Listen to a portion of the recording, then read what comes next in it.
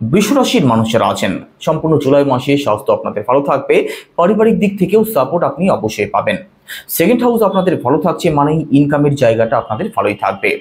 সম্পূর্ণ জুলাই মাসের মধ্যে কাছাকাছি কোথাও ভ্রমণ আপনাদের হতে পারে, তার পূর্ণ সম্ভাবনা রয়েছে।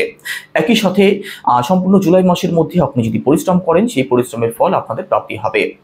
আপনাদের মাতৃপক্ষ ভালো থাকবে, তবে আপনার মায়ের মধ্যে কখনো কখনো একটু রাগ, একটু জেদ, একটু নেগেটিভ চিন্তাভাবনা আপনি লক্ষ্য করতে পারবেন।